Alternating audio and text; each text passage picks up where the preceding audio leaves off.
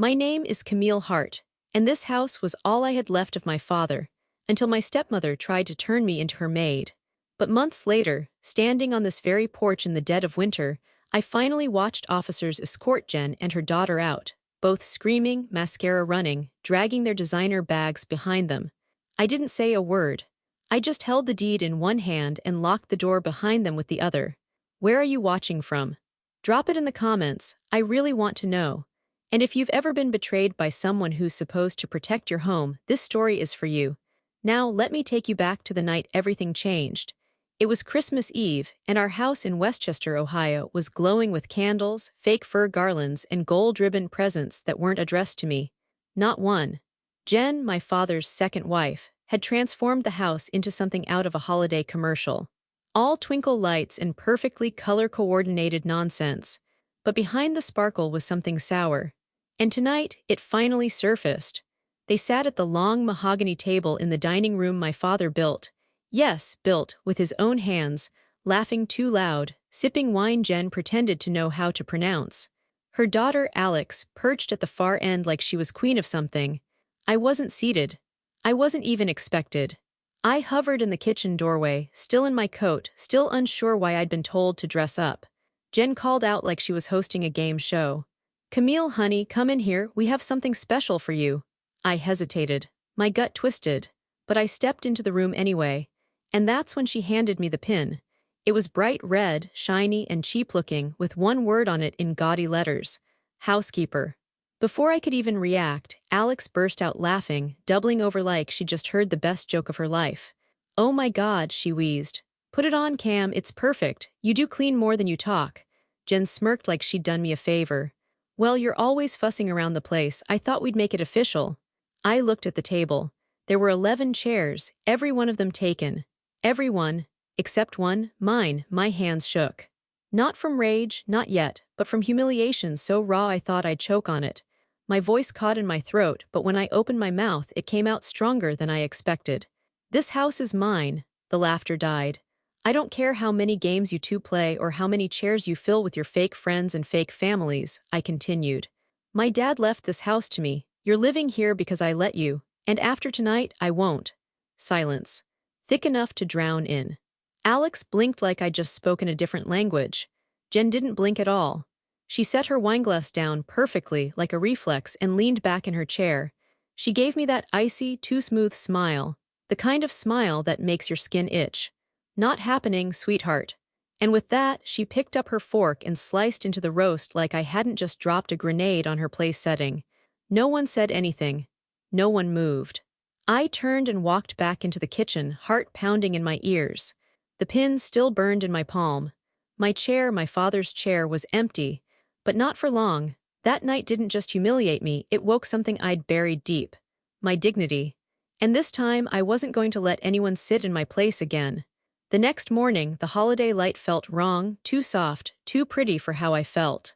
The kitchen was still dressed in leftover glitter and the scent of clove-stuck oranges, but something had soured overnight. Maybe it was me. Maybe it was the truth finally settling in. I was standing at the kitchen island, my phone in one hand, the property deed in the other. The same deed I had kept tucked in a file cabinet ever since Dad passed. The same one I now held like a lifeline. "Yes," I said into the phone. "I need to report unauthorized occupants in my home. My name is Camille Hart. I'm the legal owner of the house, and I need them removed." The operator was kind but detached. "Someone will be dispatched shortly, ma'am. Please remain on the property." When the knock came, it wasn't aggressive, but it made my stomach flip. I opened the door to find 2 officers, one older with salt and pepper hair and kind eyes, the other younger, more cautious. "Miss Hart?" the older one asked. "You called about a residence dispute." "Yes," I said, stepping aside. "Please come in." They followed me through the front hall. Alex was lounging barefoot on the living room couch, wrapped in a blanket like a queen in exile. She was scrolling through her phone, earbuds in, clearly not bothered. Jen arrived from upstairs in full makeup and an icy bathrobe that looked like it cost more than my car. She took one look at the officers and tilted her head. "Is something wrong?" I turned to the officers. "She and her daughter have no legal right to be here. My father left this house to me. I want them out." Jen laughed lightly, like I'd said something adorable. The older officer cleared his throat. Do you have proof of ownership? I handed over the paperwork without a word. He took a moment to skim it. This does list you as the owner, he said, nodding. But, I waited. The pause told me everything I didn't want to hear. But eviction is a civil matter, he continued, as gently as he could. We don't have the authority to remove someone who's been living here unless there's a court order. If they've established residence, even if they're not on the deed, they have tenant rights under Ohio law. Jen folded her arms, satisfied. But I never rented to them, I argued. They moved in after my dad passed and just stayed. That doesn't change the process, unfortunately, the younger officer chimed in. We're sorry, Miss Hart. You'll have to file a formal eviction in court. From the couch, Alex pulled one earbud out. Told you she was dramatic, she muttered. I ignored her. My jaw clenched so tight it hurt. I looked back at the officers. So I'm stuck in my own home with people who treat me like a servant. Jen finally spoke, her tone dripping with condescension. We're family, Camille. You've been grieving. This house is big enough for all of us. Why make it complicated? The older officer gave me a small shrug, like he wanted to help but couldn't. I stepped forward, holding my ground. Then I'll see you in court. Jen smirked. As the officers left, I caught a glimpse of my reflection in the front door's glass panel. I didn't look broken, I didn't look scared. I looked like a woman with nothing left to lose. Back in the living room, Jen was already back to scrolling through her phone. Camille, she called over her shoulder, when you get a chance, can you clean up the kitchen? It's still a mess from your little outburst last night. I didn't answer. I just walked up the stairs, shut my door, and opened my laptop. Time to start researching lawyers. The next morning, I was on I-71 South before the sun had finished rising. The sky was still heavy with winter gray, and the frost on the windshield hadn't quite thawed when I pulled into a parking garage near Walnut Street. I'd barely slept the night before. My brain had replayed every insult, every slight glance, every passive-aggressive comment from Jen like a highlight reel of humiliation. But I'd also found something I hadn't expected: momentum. I was finally moving forward. The law office was in one of those polished old buildings downtown, with a brass elevator and a receptionist who smiled just enough to be polite, not warm. Camille Hart for Mr. Halberd, I said. He's expecting you, she replied, motioning to the glass doors behind her. End of the hall, corner office. I took a breath before walking in. Mr. Halberd was in his 60s, crisp white shirt, suspenders, and a face that looked like it had seen enough injustice to be completely unshocked by anything. Miss Hart, he said, standing to shake my hand. Take a seat, let's get you some peace back. His desk was neatly arranged, with a legal pad in front of him and a folder already opened. You brought the deed, yes. I handed it over. And my father's will. He adjusted his glasses and began reviewing the documents with quiet efficiency, nodding to himself every few seconds. I watched his eyes move over the papers like they were solving a puzzle he already knew the answer to. Your father left this home to you, full stop, he said finally. No joint ownership, no life estate, you're the sole heir and legal owner. Relief flooded me so fast my eyes stung. So I can evict them? Yes, he said with a calm certainty. You're well within your rights. We'll file a notice to vacate immediately. If they don't leave within 30 days, we begin formal proceedings. I felt my shoulders lower, as if the weight of the house, the weight of Jen and Alex, had shifted off me just slightly. What happens if they contest it? I asked, thinking of Jen's smug smile and how she'd probably turn even this into a performance. Halberd waved a hand. We're not concerned. They have no lease, no claim, no marriage documentation tying your stepmother to the estate. This is going to be open and shut. He began drafting the documents with the ease of someone who'd done it 1,000 times. I signed where he pointed, initials here, full signature there, date again. I've never done this before, I admitted. Eviction, legal, anything, I'm not used to fighting back. He looked up from the papers. Then it's about time you started. I blinked. People like your stepmother count on nice women staying quiet, he said, not unkindly. They take your silence as permission. That stuck with me. By the time I left the office, papers signed and the eviction notice set to be served by the end of the week, the clouds had begun to break apart over downtown Cincinnati. I grabbed a coffee from the little shop near Fountain Square and stood by the window watching people rush by in their coats and scarves. I wasn't just playing house anymore. I was defending it. Back at the garage, my phone buzzed. A text from an unknown number. Jen, I heard you went lawyer shopping. Cute, just remember this isn't over. I stared at it for a moment before deleting it. She was right about one thing, this wasn't over, but she had no idea what was coming next. The courthouse in Hamilton County felt like a place where justice should live. Marble floors, cold metal benches, everyone walking quickly like they had somewhere important to be. I wore the one professional outfit I had left from my old marketing job, a navy blazer and black slacks that no longer felt like they belonged to someone else's life. Try not to speak unless spoken to, Mr. Halbert advised as we waited outside the courtroom. Let me handle it, you've done everything right. I nodded, throat dry. Through the glass window in the hallway, I could already see Jen inside, seated like she belonged there, like she wasn't the one squatting in my home. She wore a black coat draped over her shoulders and had her hands folded in her lap with deliberate elegance. Alex sat behind her, chewing gum like we were in a dentist's waiting room. Their lawyer, a sharp-jawed man in a pale gray suit, paced in front of them, flipping through a legal pad. This is a formality, Halbert whispered as we walked in. It'll be quick. I wasn't so sure. My gut twisted.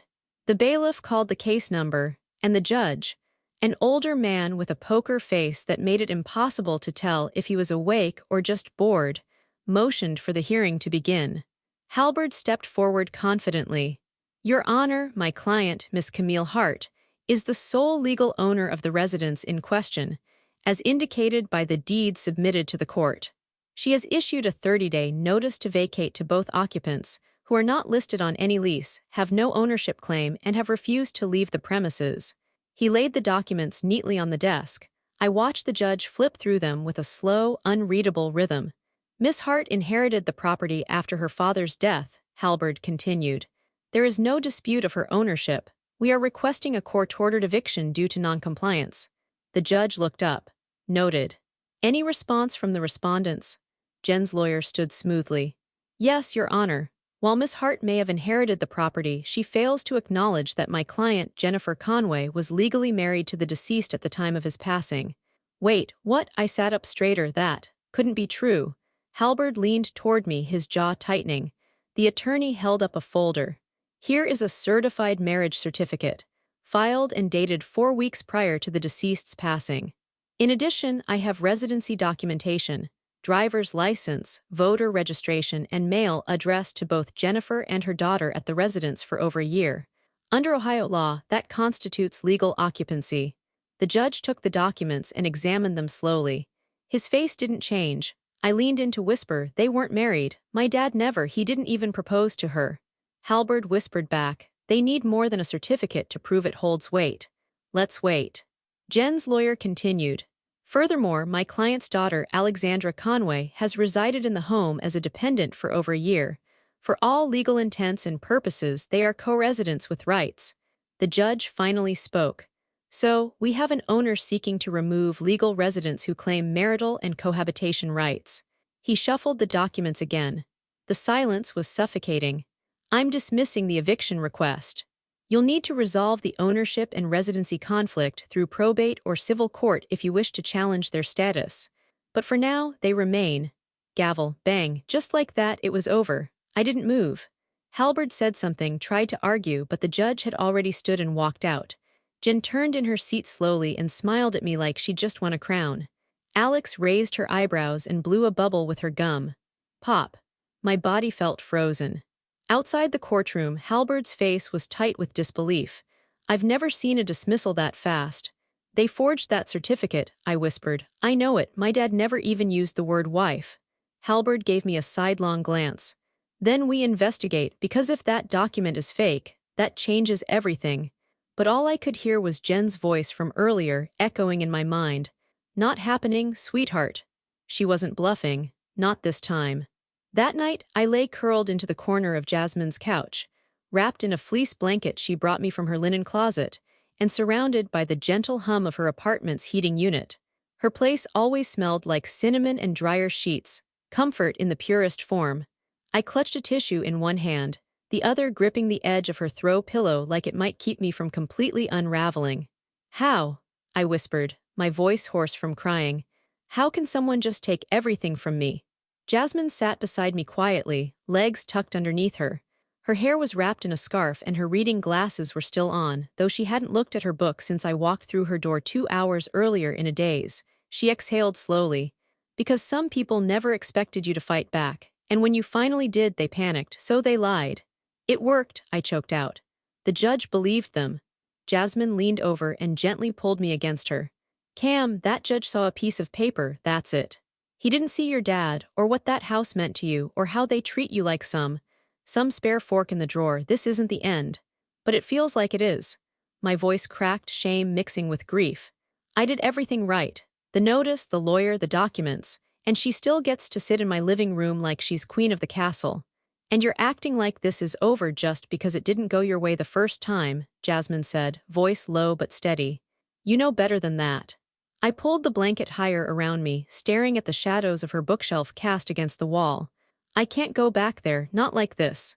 You're not, she said. Not until we figure out what that marriage certificate really is, because I don't buy it. She said they got married 4 weeks before he died, I muttered. But he was in hospice.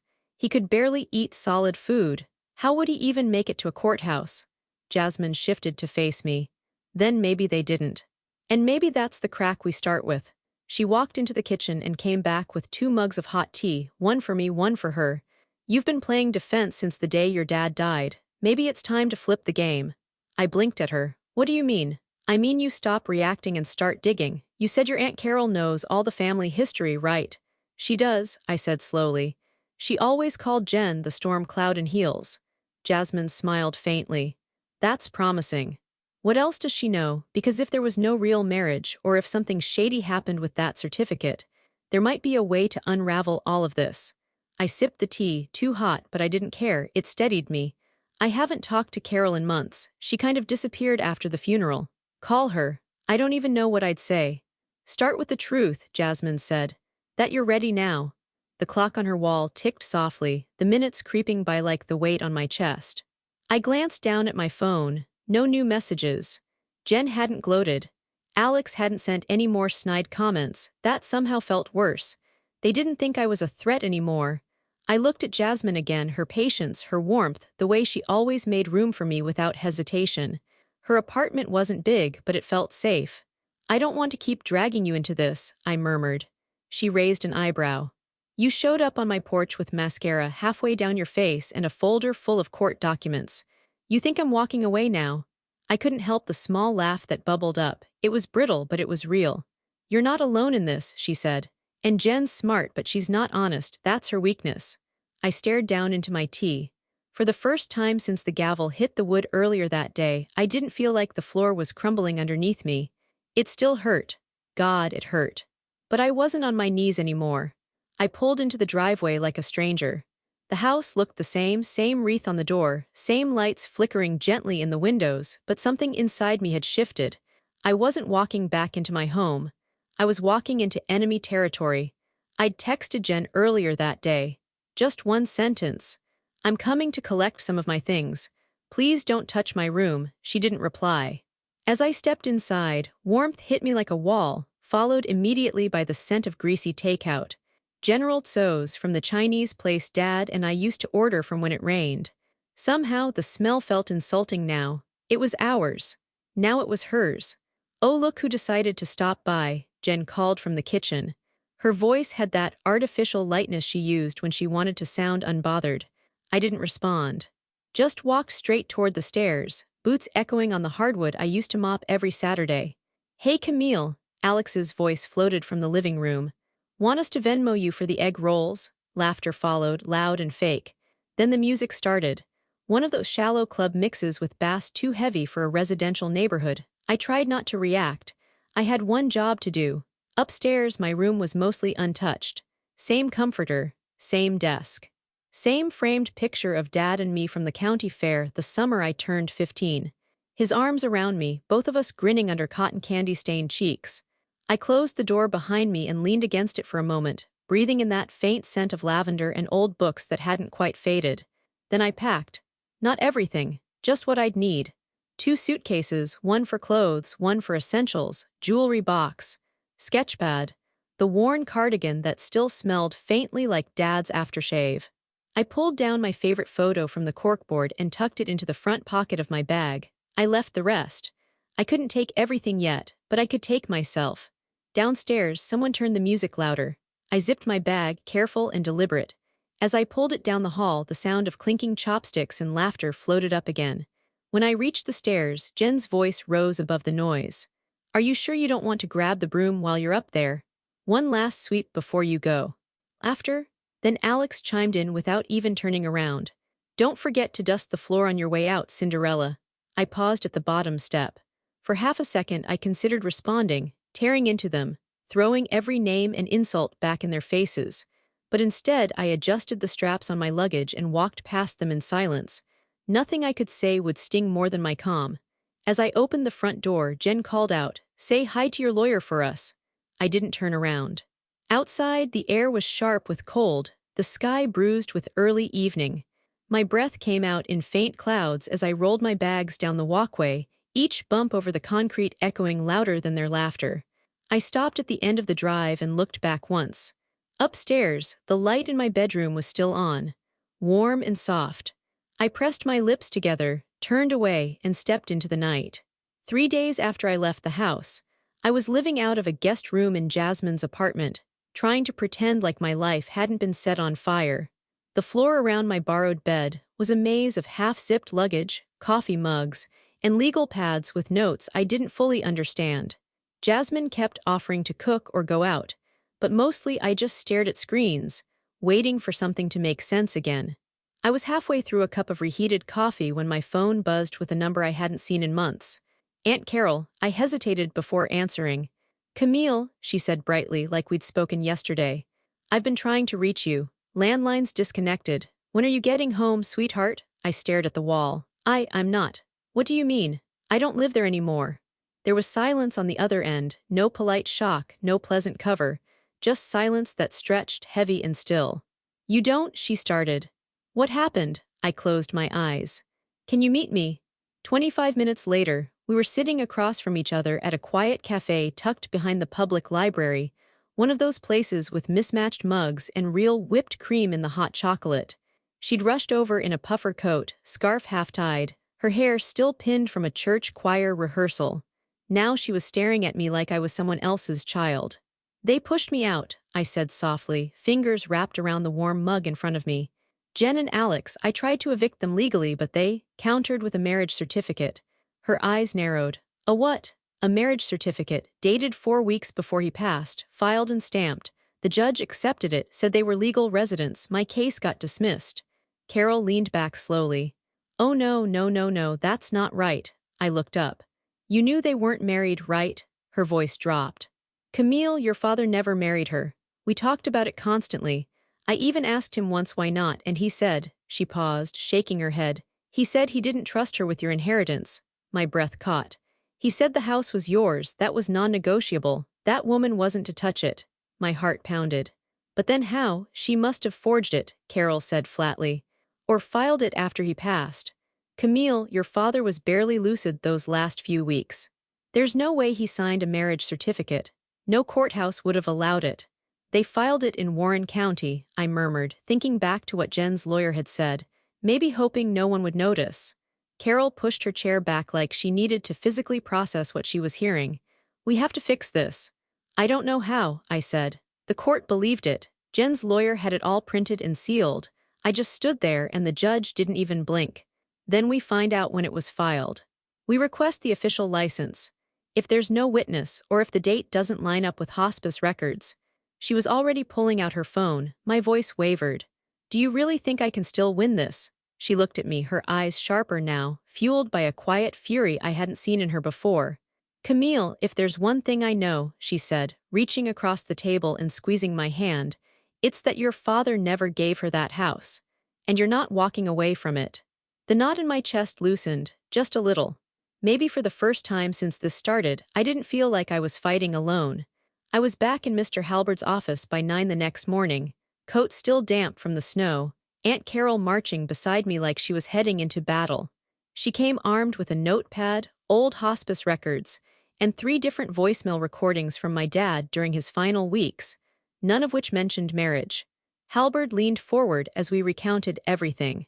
His fingers tapped the edge of his legal pad while Carol spoke with a clarity that made me sit up straighter.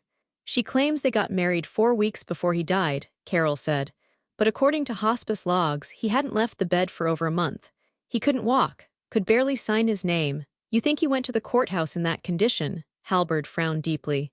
Do we know which county the marriage was registered in? Warren, I said. Jen's lawyer mentioned it. He nodded slowly. I can submit a formal records request. We'll get a certified copy and review the signature. If there's fraud, we'll know. The word fraud made something click inside me. It felt heavy, final. Carol leaned in. You'll want to check the timeline against the death certificate too. She probably waited until after he passed and backdated the form. Halberd scribbled furiously, then looked up with a sharp glint in his eye. If that's the case, it's criminal, I blinked. Like press charges criminal. If she knowingly submitted a forged marriage certificate to influence property or residency claims, yes, that's felony territory. The rest of that day blurred into quiet legal steps. Halberd called a document examiner he trusted, filed the record request, and told me to sit tight for at least a few days. Carol promised to dig through her storage unit for anything else my father might have left behind, emails, letters, financial notes. While they worked behind the scenes, I returned to Jasmine's, my nerves a cocktail of hope and dread. I was terrified to believe this would work. But I couldn't stop now. I wouldn't. 4 days later, I got the call. Camille, Halberd said over the phone, his voice steady. We've received the document. You were right. It was filed 3 days after your father passed. I stopped in the middle of the sidewalk, my breath catching in my throat. Snow flurried around me, but I couldn't feel it. It's a fraudulent filing. And we've already got a handwriting analyst reviewing the signature. But from first glance, it doesn't even look like your father's handwriting. It should have felt like a win. Instead, my stomach twisted. Do we go back to court? We prepare, quietly. I don't want them catching wind of this too soon. But it was too late for that. That night, I got a text from a number I didn't recognize, but I didn't need to guess who it was. Jen, you think you can win? You'll regret this. Just 6 words. No punctuation, no name, but it sent a chill through me colder than the wind outside. I stared at the screen, fingers frozen over the keyboard. For a long moment I considered replying. But then I remembered Jasmine's words. You don't fight people like Jen by stooping to their level. You win by being smarter. I locked my phone, slipped it under my pillow, and turned off the light. She could threaten all she wanted. The truth was finally on my side now. The following week, I found myself seated once again across from Mr. Halberd, his office warm against the January chill outside. The scent of old paper and worn leather filled the space, comforting in its steadiness. On the table between us was a fresh folder, thicker than the last, stamped with my name in clean, bold letters. This was no longer an eviction case. This was fraud. Halberd handed me a pen. This, he said, tapping the top of the first page, is the official filing for civil and potential criminal action against Jennifer Conway. We're accusing her of willfully submitting a falsified marriage certificate and attempting to use that false claim to obtain property rights. My heart thudded, not from fear, but finality. This is big, he continued. Once this goes through, the court can't ignore the timeline. The death certificate, the date of the filing, the handwriting discrepancies, it all points to deliberate deception. I flipped through the pages, reading snippets I didn't fully understand but enough to grasp the gravity. Fraud, forgery, perjury, civil liability, property restitution. How long will it take? I asked. Could be weeks. Months, even, he replied. But I promise you this time we're taking her down properly, and you'll get your house back. I stared at my name on the front of the document again. It looked so strange, so official, so powerful. With a deep breath, I took the pen and signed. Once, twice, then a final time at the bottom. My signature looked different than it had weeks ago, more sure of itself, more mine. Halberd gathered the papers and nodded with satisfaction. I'll file this today, and once we get the analyst's final report, we'll push hard. I stood slowly, my palms damp but steady. What happens if she tries to drag this out? She can try, he said, his eyes narrowing. But now the law's on our side, and frankly, she's just out of her league. I gave a short laugh, one that almost felt like relief. At the door, I turned back and said quietly, "Thank you for not giving up on this." Halberd didn't smile, but his voice softened. People like her count on silence. You're proving that standing up doesn't have to be loud, it just has to be real. As I stepped back into the cold, my breath curled into the air in front of me, white and fleeting. I wasn't scared, not anymore. I'm ready, I whispered to no one but the wind. The courtroom felt colder this time, brighter too, like every fluorescent light had been dialed up to full intensity. I sat next to Mr. Halberd at the front table, wearing the same dark blazer I'd worn weeks ago, though now it felt like armor. I'd straightened my hair that morning. Worn heels. It wasn't vanity, it was control. Every inch of me needed to say, I belong here. Jen sat on the opposite side, her usual self-assured expression flickering under the weight of something new. Fear. Beside her, the same smug lawyer, though his smile seemed tighter this time, more forced. The judge, a different one from before, younger, sharper, more alert, entered and the bailiff called the case. My hands gripped the edge of the table, but I didn't tremble. Not this time. Halberd stood first. Your Honor, we are here today to present evidence of document fraud in the matter of Jennifer Conway's previously submitted marriage certificate. The judge nodded, indicating he could proceed. Halberd clicked his remote, and a screen illuminated with two signatures, one from the alleged marriage license, and the other from a notarized will my father had signed just days before entering hospice. Then came the expert, a man in his 50s, neat suit, horn-rimmed glasses. The kind of person who looked like he read old letters for fun. He introduced himself as a forensic document analyst with over 20 years of experience. The signatures, he said, do not match, not only in slope and pressure, but in specific habits of the deceased's handwriting. The M in Michael on the certificate is entirely unlike his typical form, and most tellingly, the signature shows none of the tremors consistent with his known physical state at the time. The gallery murmured. Jen's lawyer rose immediately. Objection, subjective analysis. The judge raised a hand. Overruled, let him finish. The expert continued calmly. Given the timing of the filing, 3 days after the subject's death, and the inconsistency of the signature, I conclude with a high degree of certainty that the marriage certificate was not signed by Michael Hart. In my professional opinion, it is a forgery. For a moment, everything stopped. Jen stood up so fast her chair scraped loudly across the tile. He loved me, she shouted, her voice wild, uncontrolled. We were married, that house was as much mine as hers. The courtroom exploded into whispers and stifled gasps. Even Alex, seated 2 rows behind, looked like she wanted to disappear into her phone. The judge slammed the gavel hard. Sit down, Ms. Conway, now. Jen froze, lips parted in disbelief, and slowly lowered herself back into her chair. My heart pounded, but not from panic. From power. For the first time, I turned my head and met her eyes. She searched my face for fear, something to feed on. I gave her nothing. I'm not scared of you anymore, I whispered, not for her but for myself. And it was true. No matter what the judge said next, I'd already taken back something bigger than the house. I'd taken back my voice. The next afternoon, the ruling came. I was back in that same courtroom, the tension so thick it felt like a second skin. The judge's expression was unreadable as he flipped through his final notes, but I didn't need his face. I had the truth, and that was enough. All parties will remain seated, he said, voice sharp and composed. After reviewing the evidence, particularly the forensic signature analysis, the inconsistencies in the date of the marriage filing, and the lack of valid witness testimony, the court finds that the marriage certificate presented by Jennifer Conway is fraudulent and void. A gasp rippled through the room. Jen's mouth dropped open. The court also finds that Miss Camille Hart is the sole legal owner of the property in question, per the original deed and will. Therefore, I am granting immediate eviction of Jennifer Conway and Alexandra Conway from the premises. Law enforcement is authorized to enforce removal within 72 hours.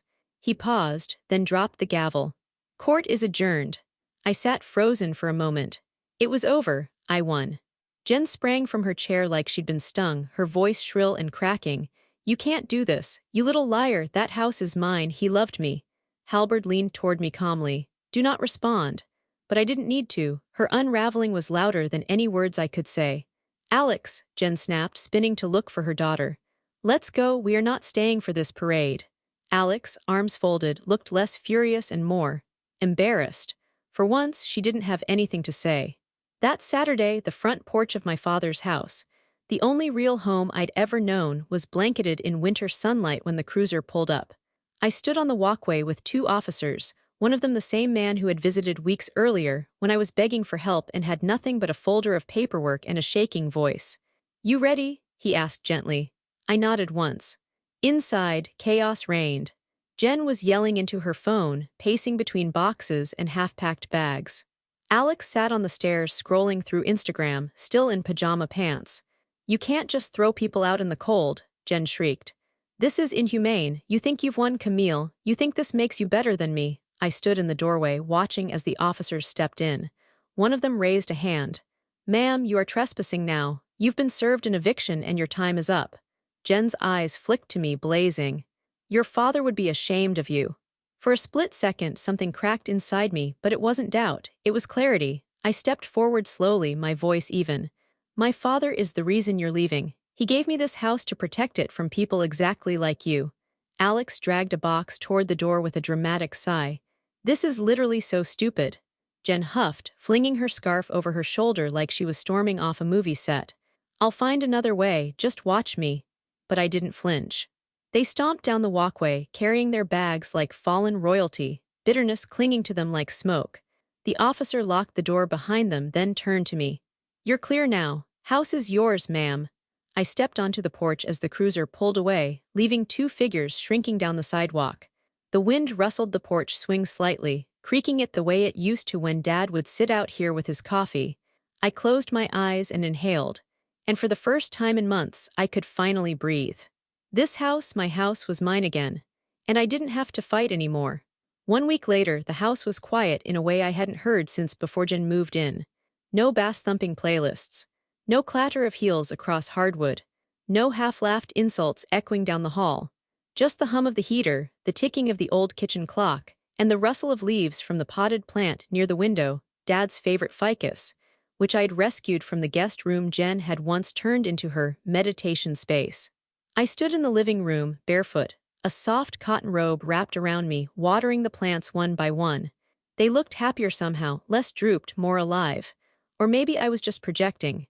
Either way, the house finally felt like it was breathing with me again. The windows were clean now, streak-free.